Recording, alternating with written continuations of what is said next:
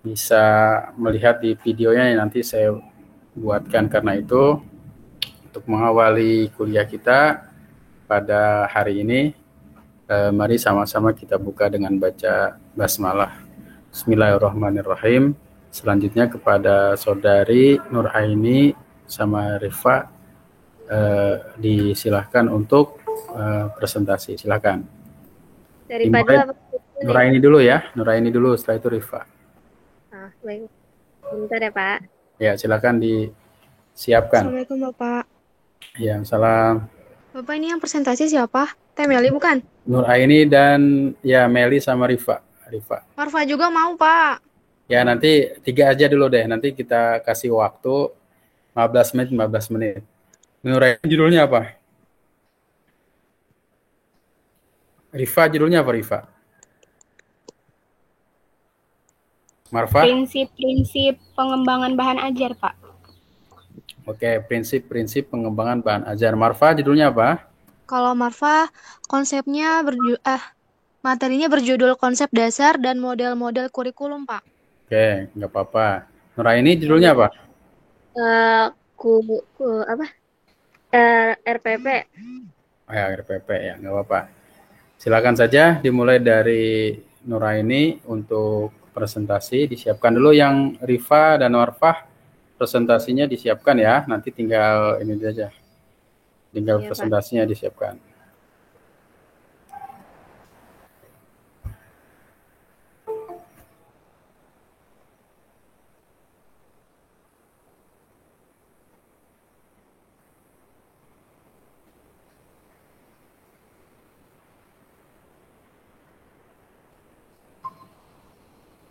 Ya, silakan.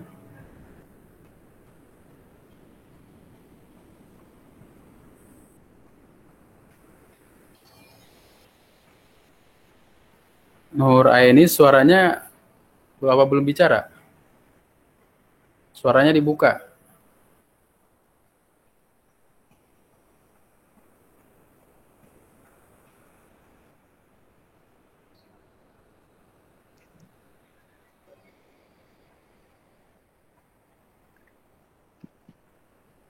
Ada kan, Pak?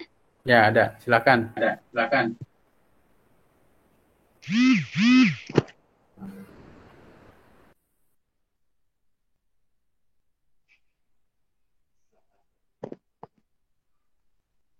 Bismillahirrahmanirrahim. Assalamualaikum warahmatullahi wabarakatuh. Waalaikumsalam warahmatullahi wabarakatuh. Assalamualaikum warahmatullahi wabarakatuh. Ya, saya yang terhormat kepada Bapak dosen, Bapak Edi, dan yang terhormat kalian teman-teman semua. Saya di sini akan mempresentasikan beberapa sedikit rencana pelaksanaan pembelajaran dalam kurikulum. Nah, di sini ada pengertian RPP atau Rencana Pelaksanaan Pembelajaran. Adalah rencana yang menggambarkan prosedur dan perorganisasian pembelajaran untuk mencapai satu kompetensi dasar. Rencana pelaksanaan pembelajaran atau RPP pada hakikatnya merupakan perencanaan jangka pendek untuk memperkirakan atau memproyeksikan apa yang akan dilakukan dalam pembelajaran. RPP perlu dikembangkan untuk mengkoordinasikan komponen pembelajaran, yakni kompetensi dasar, materi standar, indikator hasil belajar, dan penilaian. Nah, di sini ada pengertiannya. Yang pertama, kompetensi dasar berfungsi untuk mengembangkan potensi peserta didik. Kalau materi standar berfungsi untuk memberi makna terhadap kompetensi dasar. Indikator hasil belajar berfungsi menunjukkan keberhasilan pembentukan kompetensi peserta didik. Yang terakhir, penilaian berfungsi mengukur pembentukan kompetensi dan menentukan tindakan yang harus dilakukan apabila kompetensi dasar belum terbentuk atau belum tercapai. RPP disusun untuk setiap KD yang dapat dilaksanakan dalam satu kali pertemuan atau lebih. Guru merancang penggalan RPP untuk setiap pertemuan disesuaikan dengan penjadwalan pelajaran di satuan pendidik. Selanjutnya, ada tujuan rencana pelaksana pembelajaran. Yang pertama, mempermudah, memperlancar, dan meningkatkan hasil proses belajar mengajar. Nah, yang kedua, dengan menyusun rencana pembelajaran secara profesional, sistematis, dan berdaya guna, maka guru akan mampu melihat, mengamati, menganalisis, dan memprediksi program pembelajaran sebagai kerangka kerja yang logis dan terencana. Nah, selanjutnya ada fungsi rencana pelaksanaan pembelajaran. Fungsi rencana pembelajaran adalah acuan bagi guru untuk melaksanakan kegiatan mengajar, kegiatan pembelajaran agar lebih terarah dan berjalan secara efektif dan efisien. Sedikitnya terdapat dua fungsi RPP dalam KTSP. Yang pertama, fungsi perencanaan. Fungsi perencanaan RPP dalam KTSP adalah bahwa rencana pelaksanaan pembelajaran hendaknya dapat mendorong guru lebih bersikap melakukan kegiatan pembelajaran dengan perencanaan yang matang. Nah, yang kedua, fungsi pelaksanaan. Dalam pengembangan KTSP adalah bahwa rencana pelaksanaan pembelajaran harus disusun secara sistematik dan sistemis, utuh, dan menyeluruh dalam beberapa kemungkinan penyesuaian dalam situasi pembelajaran yang aktual. Nah, selanjutnya ada prinsip pengembangan RPP. Terdapat beberapa prinsip yang harus diperhatikan dalam pengembangan rencana pelaksanaan pembelajaran dalam menyukseskan implementasi KTSP sebagai berikut. Kompetensi yang dirumuskan dalam rencana pelaksanaan pembelajaran harus jelas. Nah, yang kedua, rencana pelaksanaan pembelajaran harus sederhana dan fleksibel serta dapat dilaksanakan dalam kegiatan pembelajaran dan pembentukan kompetensi peserta didik. Selanjutnya, ada kegiatan yang disusun dan dikembangkan dalam rencana pelaksanaan pembelajaran harus menunjang dan sesuai dengan kompetensi standar yang akan diwujudkan. Selanjutnya, ada rencana pelaksanaan perencanaan yang dikembangkan harus utuh dan menyeluruh, serta jelas pencapaiannya.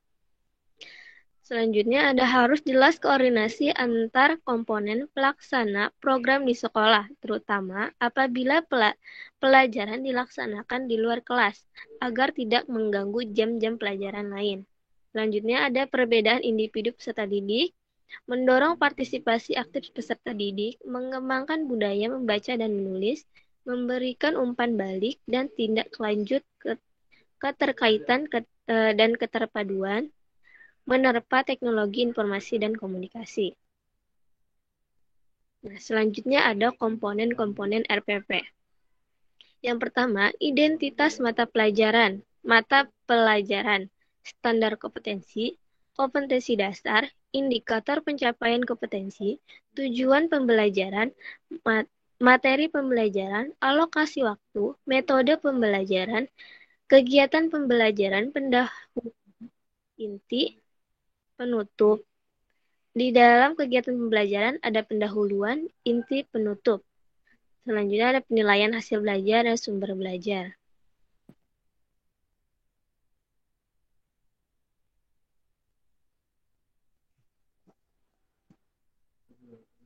Nah, kesimpulannya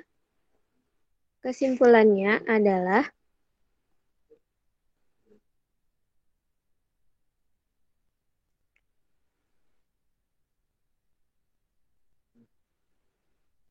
Ya, kesimpulannya adalah yang pertama, rencana pelaksanaan pembelajaran adalah rencana yang menggambarkan prosedur dan pengorganisasian pelajaran untuk mencapai satu kompetensi dasar.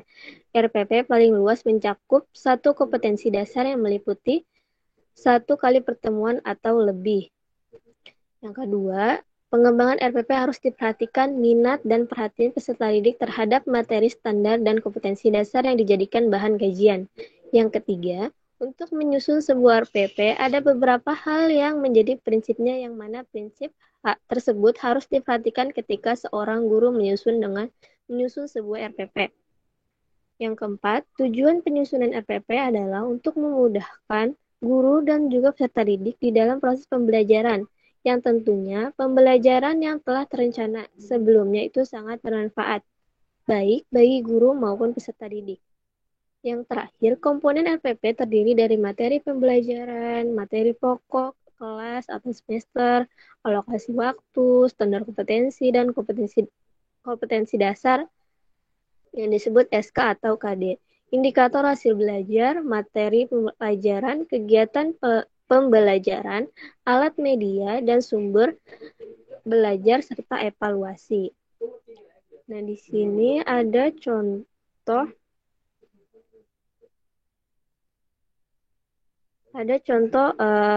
RPP.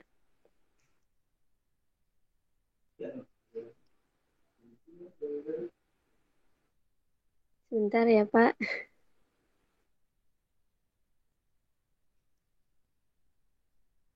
Nah, di sini ada contoh rencana pelaksanaan pembelajaran. Nah, ini contohnya misalnya nama sekolah tadi, di sini ada nama sekolah, mata pelajaran, kelas, semester, pertemuan, satu, alokasi waktu.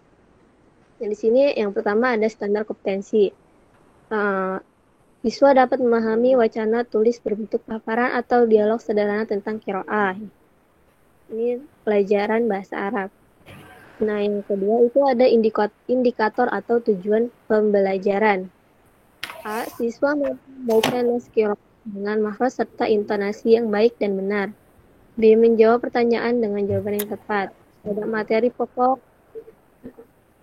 pokoknya memahami nas qiraah, mencari mufradat baru yang terdapat dalam nas qiraah.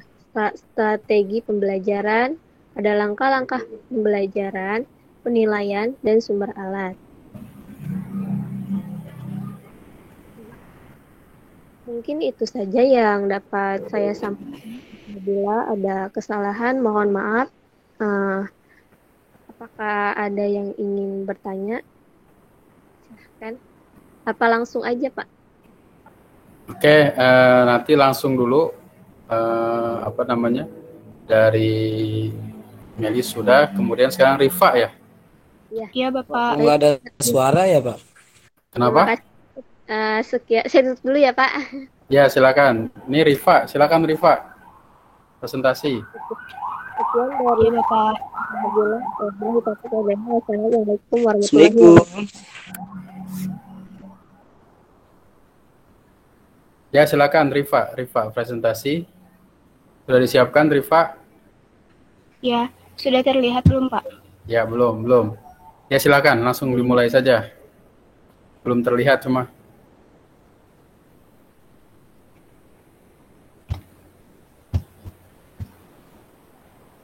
Rifa tahu caranya kan? Ya, bentar, Pak. Oh iya.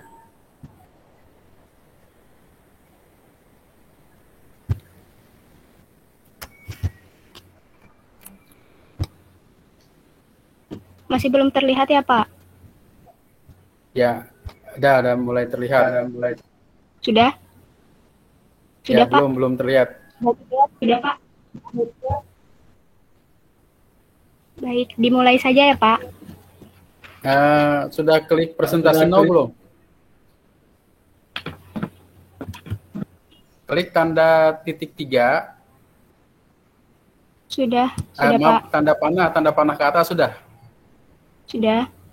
Sudah. Terus presentasinya sudah. Tapi sini nggak kelihatan di layar saya ya?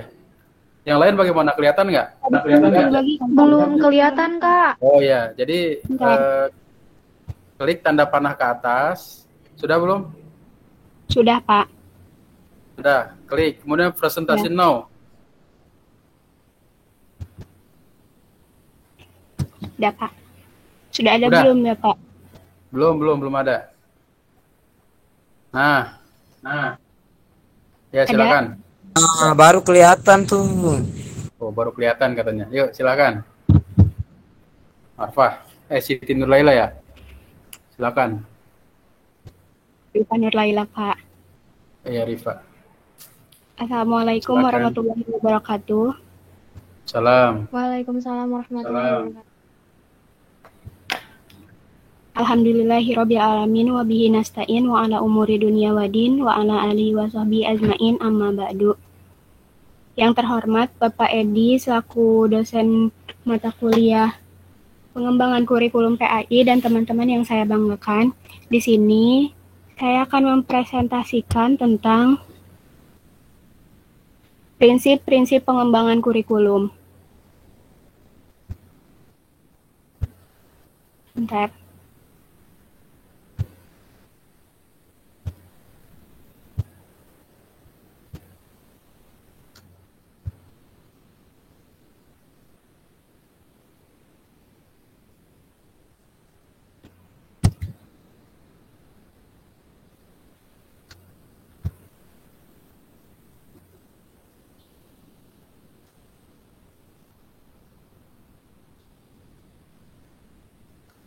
Muncul kan Pak? Muncul apa hilang Pak? Ya, gambarnya terlihat, silakan presentasi aja. Udah. Pengertian pengembangan kurikulum. Kurikulum adalah seperangkat rencana dan pengaturan yang mengenai tujuan, isi, dan bahan serta pelajaran, serta cara-cara yang digunakan kamu pakai itu presentasi, klik F5 dah, F5. Nanti biar layarnya kelihatan semua.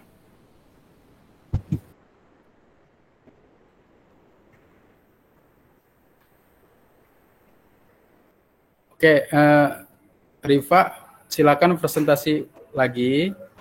Klik tanda panah ke atas, seluruh layar. Mana Rifanya? Hilang ya? Keluar ya? Iya Pak, keluar. Keluar.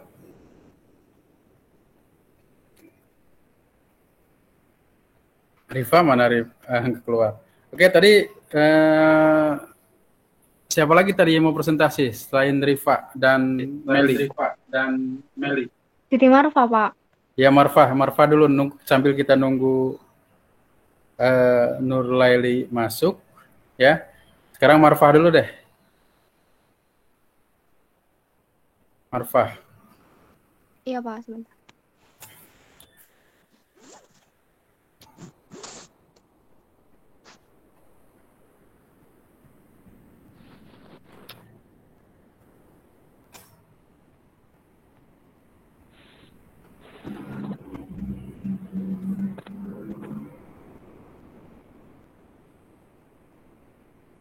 Bapak sudah kelihatan? Ya, udah terlihat bagus. Baik. Bismillahirrahmanirrahim. Assalamualaikum warahmatullahi wabarakatuh. Assalamualaikum warahmatullahi wabarakatuh. Selamat siang Bapak dosen dan teman-teman lainnya yang berbahagia. Pertama-tama marilah kita panjatkan puji syukur, marilah kita panjatkan kepada Allah Subhanahu wa taala karena telah memberikan rahmat kesehatan dan keselamatan sehingga kita dapat berkumpul di ruang Google Meet kelas ini. Yang saya hormati dosen mata kuliah pengembangan kurikulum PAI, Dr. Edi MPDI, dan teman-teman yang saya cintai. Saya di sini akan mempresentasikan materi berjudul konsep dasar dan model-model kurikulum. Baik, presentasi saya mulai. Model konsep kurikulum.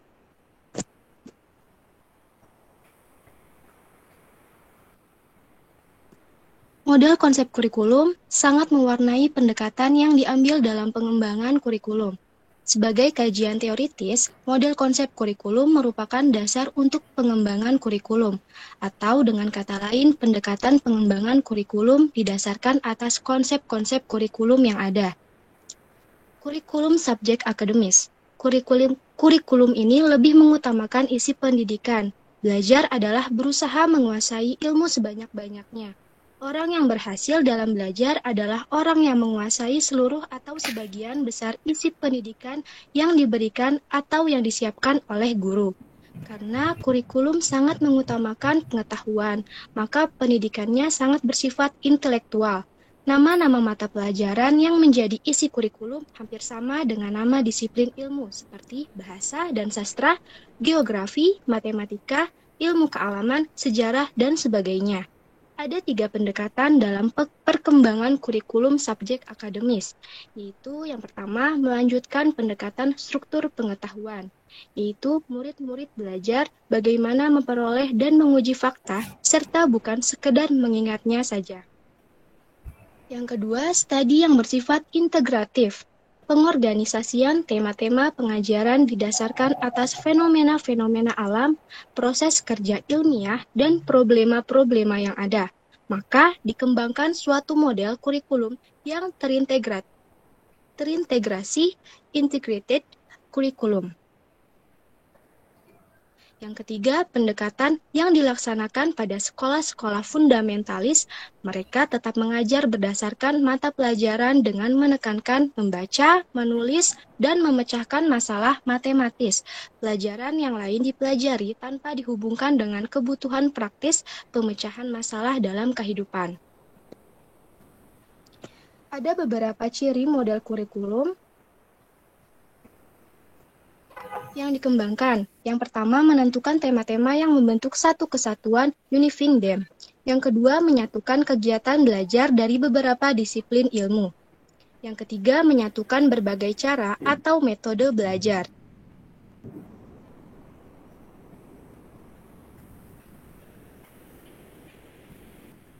Pola organisasi isi, materi pelajaran, kurikulum subjek akademis, yaitu ada correlated curriculum, yaitu kurikulum ini menekankan pentingnya hubungan antara organisasi materi atau konsep yang dipelajari dari satu pelajaran dengan pelajaran yang lain, tanpa menghilangkan perbedaan esensial dari setiap mata pelajaran.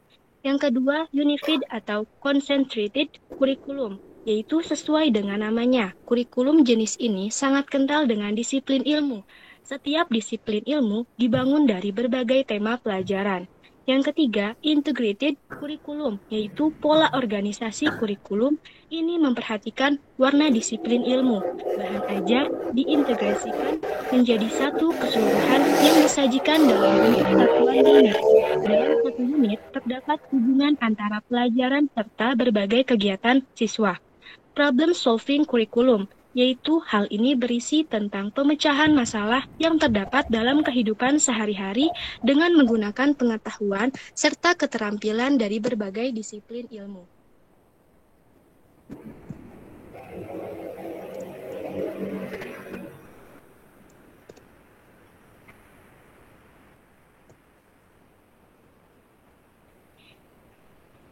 Yang kedua ada kurikulum humanistik. Pendidikan humanistik merupakan model pendidikan yang berorientasi dan memandang manusia sebagai manusia humanisasi, yakni makhluk ciptaan Tuhan dengan fitrahnya. Sesuai dengan namanya, kurikulum humanistik lebih mengedepankan sifat humanisme dalam pembelajaran. Hal ini dilakukan sebagai reaksi terhadap kurikulum yang terlalu mengedepankan intelektualitas. Kurikulum model humanistik dikembangkan oleh para ahli pendidikan humanistik, diantaranya adalah Neil, tahun 1977. Kurikulum humanistik didasarkan pada aliran pendidikan humanisme atau pribadi. Aliran pendidikan ini bertolak dari asumsi bahwa peserta didik adalah yang pertama dan utama dalam pendidikan. Peserta didik adalah subjek yang menjadi pusat kegiatan pendidikan, yang mempunyai potensi, kemampuan, dan kekuatan untuk berkembang.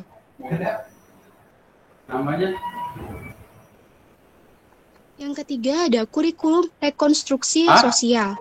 Kurikulum rekonstruksi sosial merupakan model kurikulum yang lebih memusatkan perhatian pada problem-problem yang dihadapi dalam masyarakat. Kurikulum ini bersumber pada aliran pendidikan interaksional. Menurut mereka, pendidikan bukan upaya sendiri, melainkan kegiatan bersama, kerjasama, dan interaksi. Nah, di sini ada beberapa ciri dari desain kurikulum ini, yaitu yang pertama ada asumsi. Yang kedua, ada masalah-masalah yang mendesak. Yang ketiga, pola-pola organisasi. Asumsi tujuan utama kurikulum konstruksi sosial adalah menghadapkan para siswa pada tantangan, ancaman, hambatan-hambatan, atau gangguan-gangguan yang dihadapi manusia. Masalah-masalah yang mendesak. Kegiatan belajar dipusatkan pada masalah-masalah sosial yang mendesak. Masalah-masalah tersebut dirumuskan dalam pernyataan seperti, dapatkah kehidupan seperti sekarang ini memberikan kekuatan untuk menghadapi ancaman-ancaman yang akan mengganggu integritas kemanusiaan? Dapatkah tata ekonomi dan politik yang ada dibangun kembali agar setiap orang dapat memanfaatkan sumber daya manusia seadil mungkin? Yang ketiga, pola-pola organisasi. Pada tingkat sekolah menengah, dengan singkatan SMK, SMA, Pola organisasi kurikulum disusun seperti sebuah roda, di tengah-tengahnya sebagai poros dipilih sesuatu masalah yang menjadi tema utama dan dibahas. Yang terakhir ada kurikulum teknologis.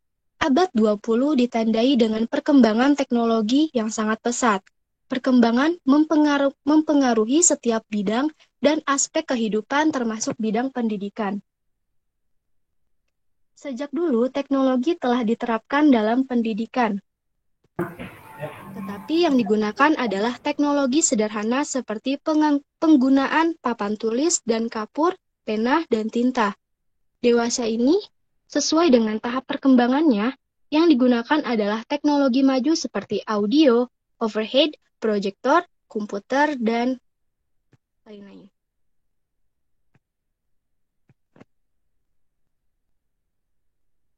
Jadi kesimpulannya,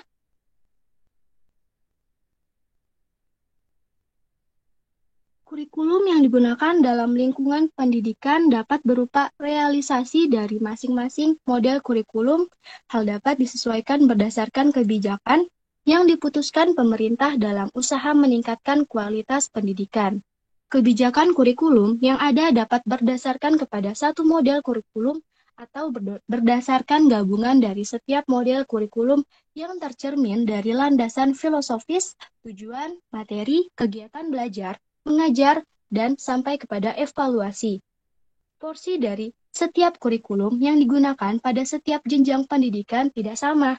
Porsi penggunaan kurikulum harus disesuaikan dengan karakteristik dari setiap jenjang pendidikan, baik itu pendidikan di dasar, pendidikan menengah, maupun pendidikan tinggi, dan penyesuaian juga harus dilakukan terhadap karakter perkembangan peserta didik. Pendidikan tinggi juga memiliki porsi yang berbeda terhadap penggunaan setiap kurikulum yang didasarkan pada output pendidikan yang diharapkan, dan ini terjadi pada pendidikan vokasional, pendidikan profesi, dan pendidikan akademik.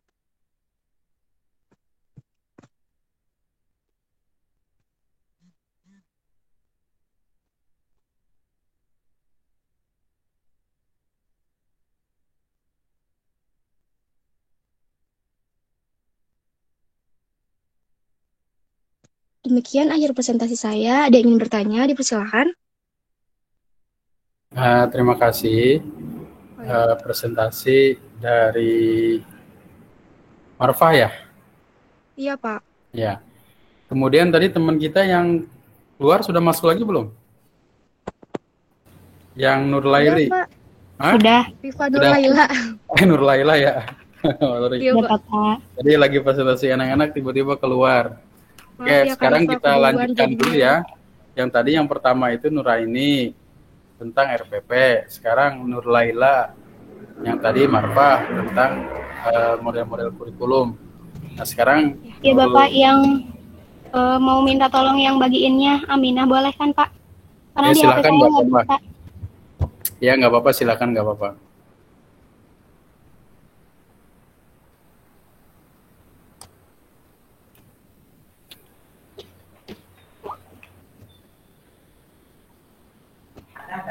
Assalamualaikum warahmatullahi wabarakatuh. Waalaikumsalam warahmatullahi wabarakatuh. Yang terhormat Bapak Edi, sebagai Bapak dosen mata kuliah pengembangan kurikulum PAI dan teman-teman yang saya banggakan, di sini saya akan mempresentasikan tentang prinsip-prinsip pengembangan kurikulum. Lanjut ke pengertian pengembangan kurikulum.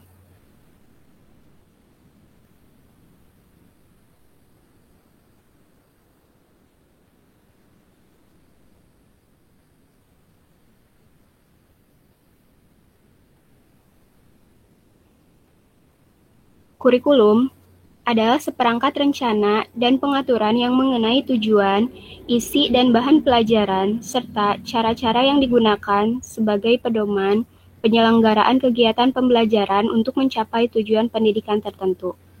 Perencanaan kurikulum adalah langkah awal membangun kurikulum ketika pekerja kurikulum membuat keputusan dan mengambil tindakan untuk menghasilkan perencanaan yang akan digunakan oleh guru dan peserta didik.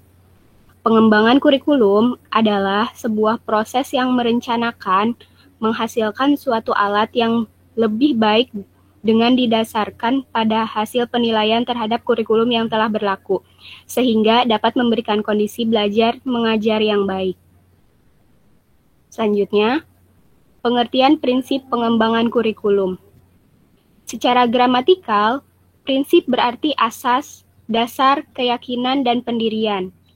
Prinsip pengembangan kurikulum menunjukkan pada suatu pengertian tentang berbagai hal yang harus dijadikan patokan dalam menentukan berbagai hal yang terkait dengan pengembangan kurikulum, terutama dalam fase perencanaan kurikulum. Prinsip pengembangan kurikulum adalah suatu dasar yang mengatur sebuah proses pembelajaran yang dapat memberikan kondisi belajar yang lebih efektif dan efisien. Selanjutnya, sumber-sumber prinsip pengembangan kurikulum. Yang pertama ada data empiris. Data empiris ini adalah data yang bersumber dari hasil observasi atau percobaan. Selanjutnya ada data eksperimen. Data eksperimen ini adalah menunjuk pada temuan-temuan hasil penelitian. Yang ketiga, kebiasaan yang hidup di masyarakat. Data-data banyak diperoleh dari bukan hasil penelitian yang data-data tersebut terbukti efektif untuk memecahkan masalah-masalah kehidupan yang kompleks, di antaranya adat atau kebiasaan yang ada di masyarakat. Yang terakhir, akal sehat. Data pemikiran umum atau akal sehat juga diperoleh dari hasil penelitian yang melalui proses pertimbangan dan penelitian akal sehat terlebih dahulu. Selanjutnya, tipe-tipe prinsip pengembangan kurikulum. Yang pertama, anggapan kebenaran utuh atau menyeluruh. Anggapan kebenaran utuh adalah fakta, konsep, dan prinsip yang diperoleh serta diuji dalam penelitian yang berulang-ulang. Yang kedua, anggapan kebenaran parsial. Anggapan kebenaran parsial yaitu suatu fakta, konsep, dan prinsip yang sudah terbukti efektif dalam banyak kasus tetapi sifatnya masih belum bisa digeneralisasikan. Yang ketiga, anggapan kebenaran yang masih memerlukan pembuktian atau hipotesis. Sama halnya dengan prinsip tipe kebenaran parsial, prinsip tipe hipotesis juga masih memungkinkan adanya tantangan atau kritikan dalam penggunaannya. Selanjutnya, macam-macam prinsip pengembangan kurikulum. Ini ada dua ya, ada prinsip umum dan prinsip khusus.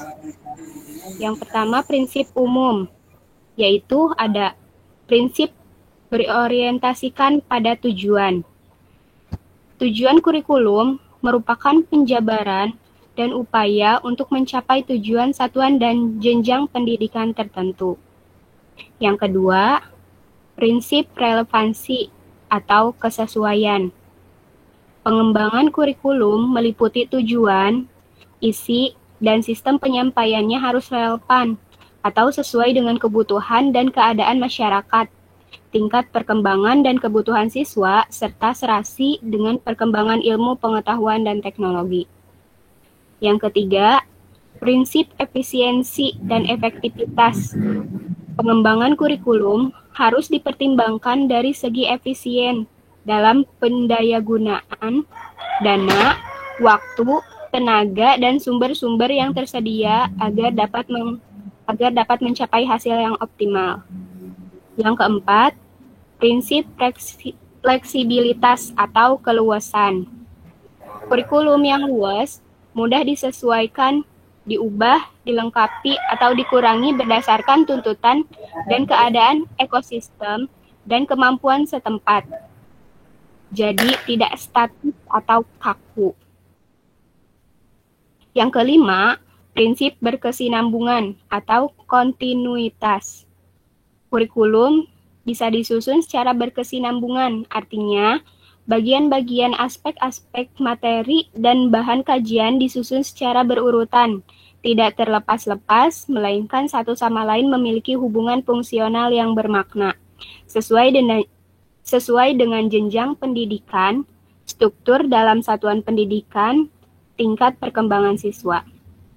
Yang keenam, prinsip keseimbangan.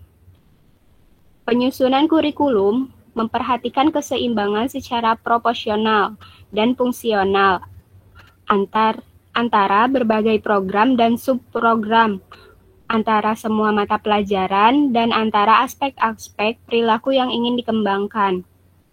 Yang ketujuh, prinsip keterpaduan. Kurikulum dirancang dan dilaksanakan berdasarkan prinsip keterpaduan.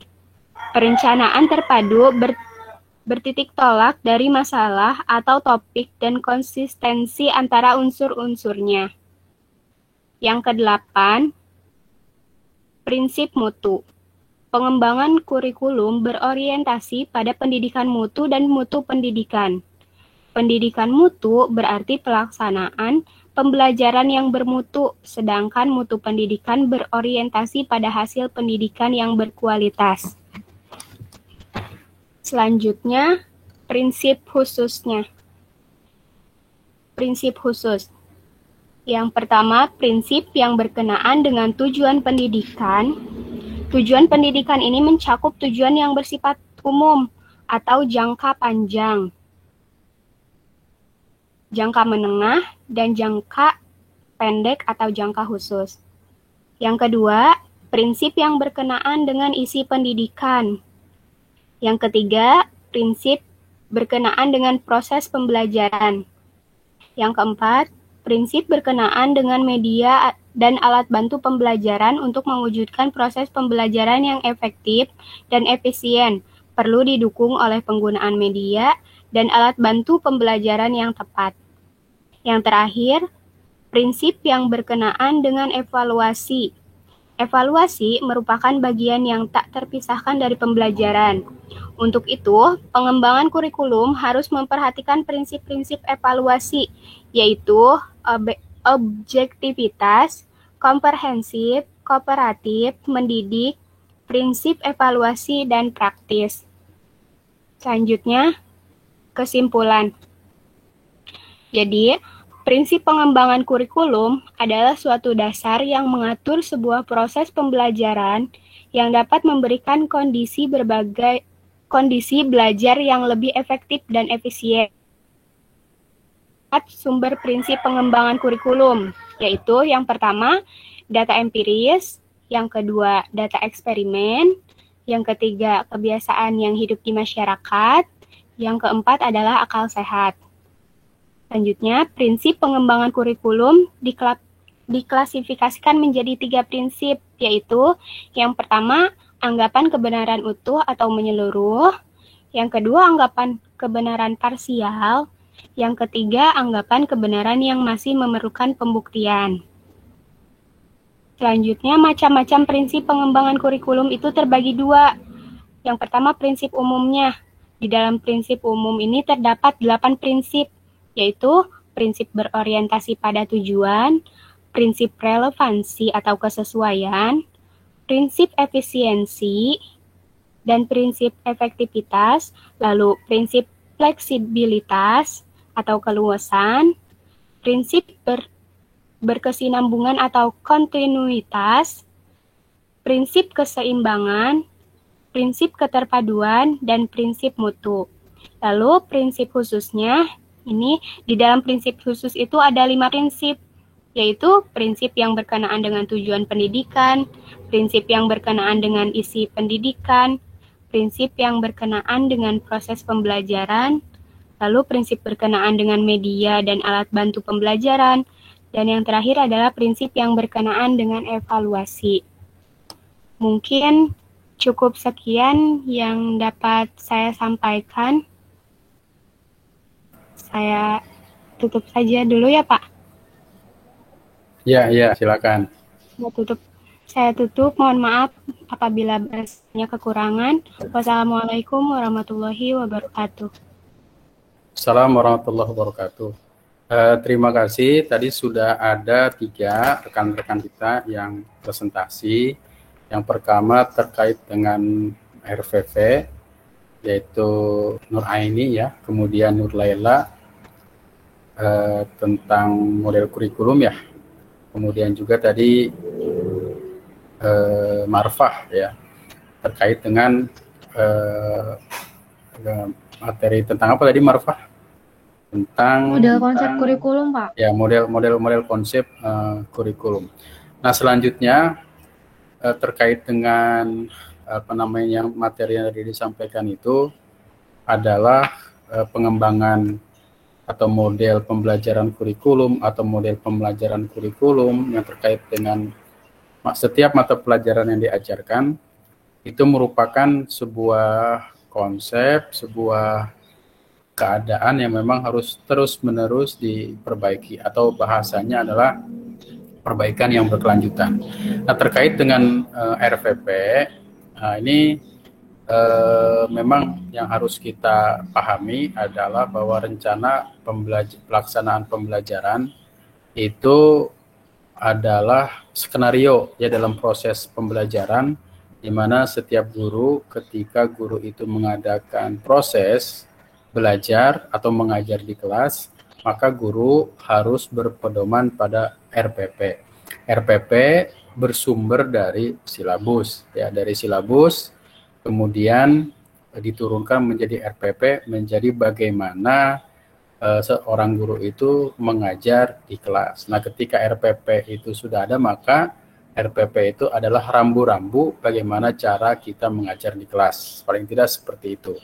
Nah, kemudian terkait dengan model atau konsep kurikulum sebagaimana dikembangkan itu ada tadi model subjek akademis dan segala macamnya, fundamentalis dan lain segala macamnya.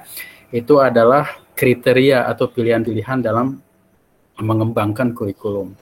Nah, mengembangkan kurikulum pada saat sekarang ini, ya apalagi pada masa pandemik ini memang agak kesulitan karena proses belajar mengajar dibatasi dalam kondisi online ya, menggunakan media, menggunakan alat, sehingga prinsip bertemu atau muwajahah antara seorang pendidik dengan siswa itu menjadi dialihkan melalui sebuah media, sebuah alat yang namanya Meet atau Zoom dan lain segala macamnya. Nah, tentunya ada sesuatu yang kurang ya.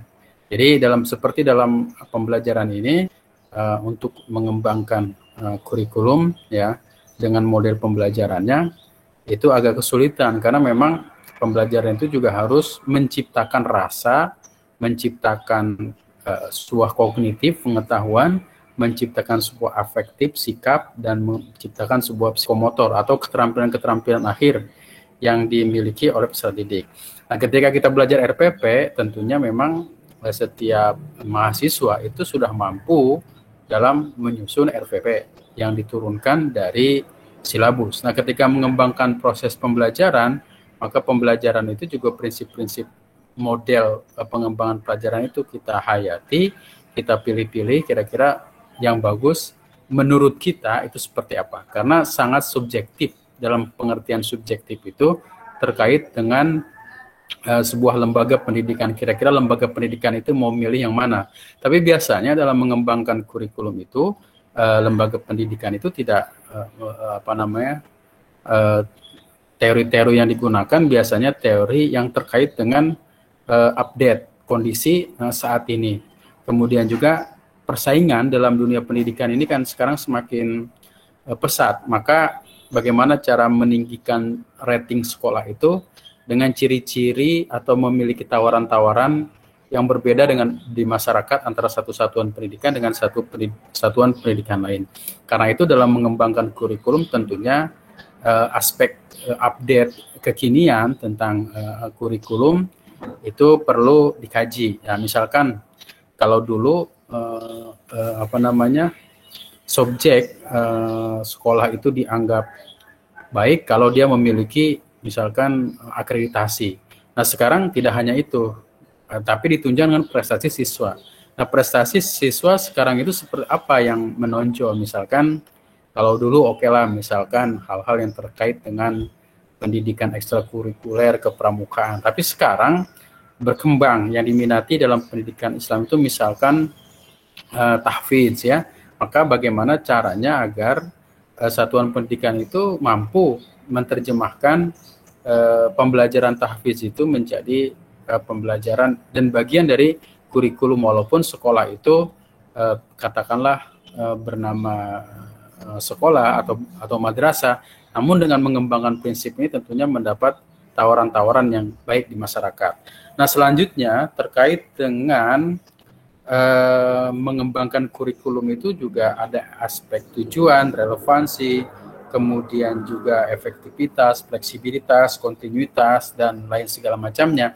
Itu adalah pertimbangan-pertimbangan, artinya bagaimana kita melaksanakan pengembangan sekolah itu dengan bahasanya sudah menggunakan efektif dan efektivitas saja sudah hebat ya. Nah, sekolah-sekolah pada 2 tahun terakhir ini sudah merencanakan kegiatan-kegiatan dengan baik, tetapi pada kenyataannya memang tidak terrealisasi dengan baik. Jadi kalau begitu mengembangkan kurikulum yang baik adalah ya terrealisasi pengembangan kurikulum ini. Kurikulum ini tentunya adalah mengembangkan kurikulum ini, namanya pengembangan itu harus dilakukan oleh orang-orang visioner. Visioner artinya memiliki pandangan jauh ke depan dengan menganggap kejadian-kejadian yang telah lalu dianggap sebuah pengalaman. Dan tentunya juga harus ada partisipasi dari setiap guru, karena mungkin katakanlah di sekolah itu ada waka kurikulum dan lain segala macamnya, tapi waka kurikulum hanya menentukan kurikulum, struktur pelajaran dan segala macamnya, tetapi ketika berhadapan dengan siswa adalah setiap guru mata pelajaran. Nah, karena itu maka perlu mengembangkan kurikulum ini melibatkan semua orang yang ada di satuan pendidikan. Siapa itu? Guru-guru paling utama, kepala sekolah yang utama, kemudian juga wakil kepala, kemudian juga tenaga kebersihan kalau ada, atau juga mungkin orang tua diikutsertakan, dan juga konselor dari pengawas atau dari dinas-dinas terkait yang memberikan masukan terkait dengan pengembangan kurikulum. Nah, itu mungkin review singkat dari presentasi saudara tadi.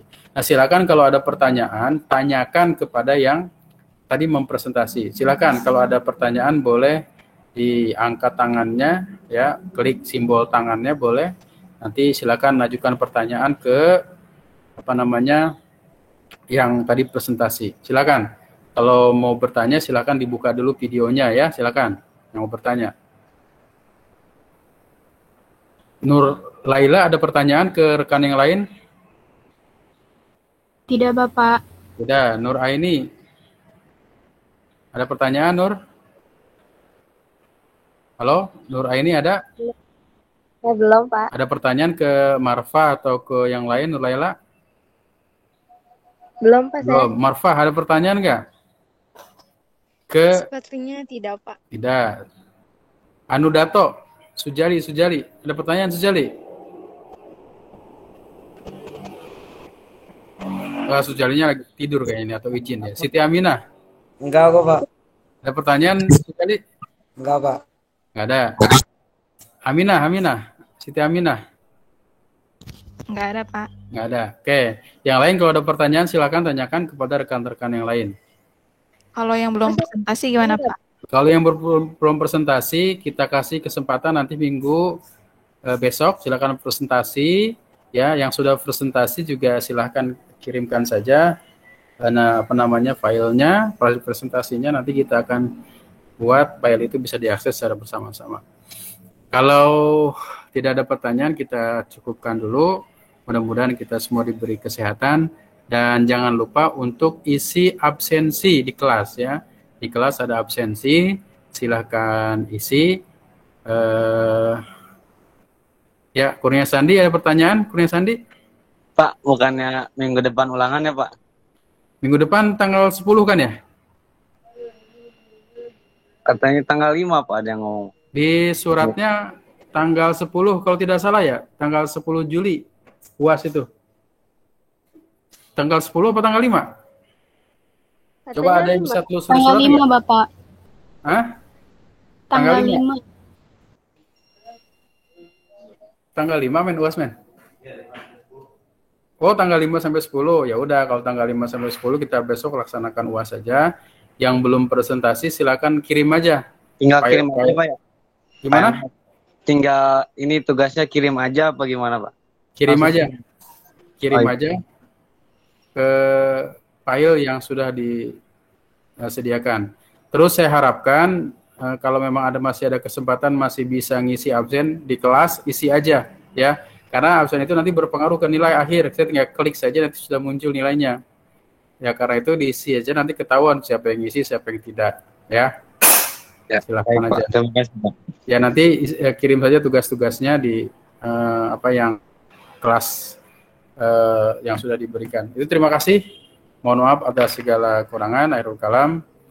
Assalamualaikum warahmatullahi wabarakatuh. Waalaikumsalam. Waalaikumsalam warahmatullahi wabarakatuh. Terima kasih Bapak. Ya, sama-sama.